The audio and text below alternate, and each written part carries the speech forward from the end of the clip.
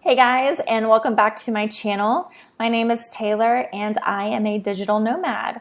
I come to you weekly with different tips and experiences and ways to make the digital nomad life easier. And this week I wanted to talk about a huge topic actually, and I'll try to break it down a little bit better, but that is how do digital nomads actually earn an income? What do we do for work so that we can continue to travel full-time or part-time or however it is that you want to live your travel life. So this week is all about digital nomad work.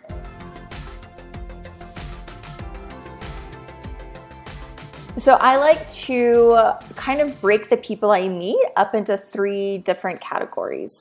So you have your remote workers, which are people who are typically employed by a company, organization, and just working remotely. You have your freelancers who exchange their services in exchange for income.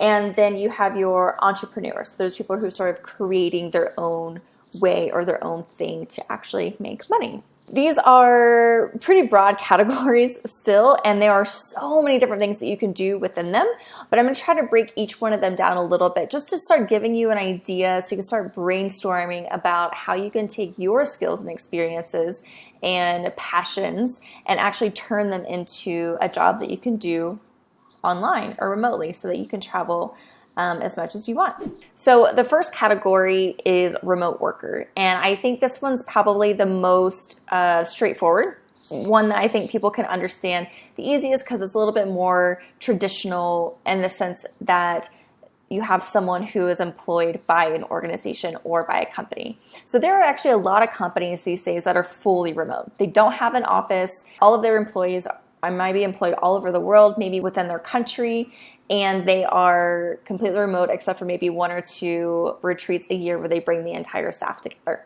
So the great thing about that is that every piece of the company has to still be filled. So it's not just going to be a software engineer, which you do meet a lot of on the road engineers who are actually, or developers who are employed by a company but able to work remotely. But I can include your HR, accounting, marketing, all the different departments of a company have to be filled, and those jobs can just be done remotely. It might also be a company that is remote friendly. So maybe you do have an office, maybe you do have a home base, but you're still able to travel and work remotely 6 months out of the year or something. So that's another way you can actually be a nomad as well, is maybe have like a home base, but just be able to travel and have the flexibility to do that versus being on the road constantly. So again, that's the first category. That's just remote workers. So that's fully employed by a company, but you're just able to do it from wherever you want to. So the second category is a freelancer.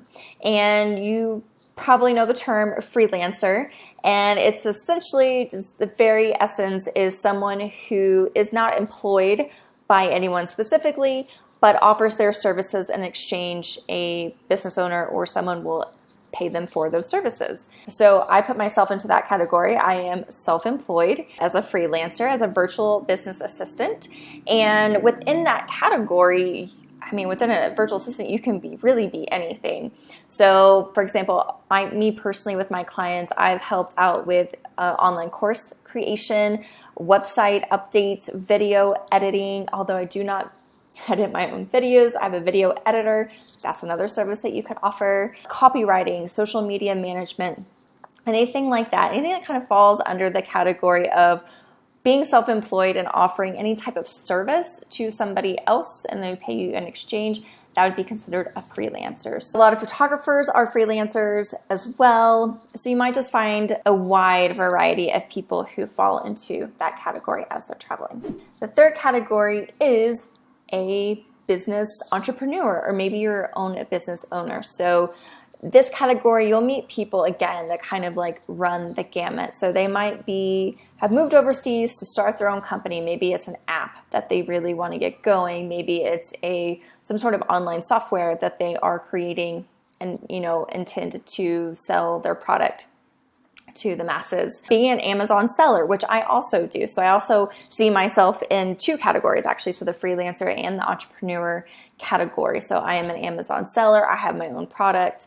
that lives on Amazon and I sell it there. So e-commerce is a big one. I would also put into this category people who have their own blog and maybe do like affiliate marketing. So they're still owning their own business and they're still generating their own income, but they're not necessarily, the difference is they're not exchanging a service to somebody else, like a direct service, in exchange for that payment. So affiliate marketing, if you're not aware, is where you have a product or a service that you're actually, or even an online course that you're promoting. And if someone purchases that item through your link per your recommendation, then you get some commission based on that. So it is a little bit more passive because affiliate marketing or affiliate income can be earned really at any time. So there's not a direct exchange there, although it might be your recommendation. Those are sort of like the three main categories that I break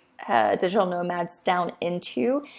Within that, there are so many jobs that you can do online. And I actually had an interview with Spencer Gents not that long ago. He is the CEO of Hacker Paradise, which is a company that I went on a trip with to Seoul, South Korea. And we actually talk a lot about in our video how to convince your boss to let you work remotely. So if you are in that first category of having a job that you really love and you don't want to leave it, but you want to be able to travel a little bit, like how to actually talk to your boss to do that. And he also gives some really fun examples of different jobs that he's seen go on trips with Hacker Paradise or just digital nomads in general. So one of them was a real estate agent, which surprised me. I never thought a real estate agent could do that because you would think that they'd have to be on site. But really all they have to do is be on site is to show the house. Everything else is done in the office or online.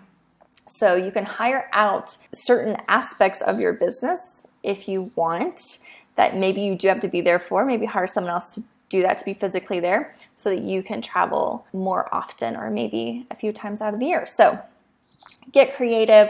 Think about what you actually need to be physically there for, and if you can hire someone else to do it, or maybe you can even schedule it to where you are able to do all that in-person stuff for a couple weeks or something, and maybe the next 2 to 3 weeks you're able to be out of the office and kind of go do your own thing. So there are a lot of options. There are a lot of different things that you can do out there. And if you are already a digital nomad, please tell me in the comments what it is that you do to earn an income and for your job, because I'm always curious to know what it is that people do while they're on the road, because it's very fascinating. So thanks again for showing up. I come to you every Tuesday. I will be here with more tips and advice. If there's something specific you want to know about, just leave a comment down below and be sure to subscribe. Until next week, you guys, I'll see you then.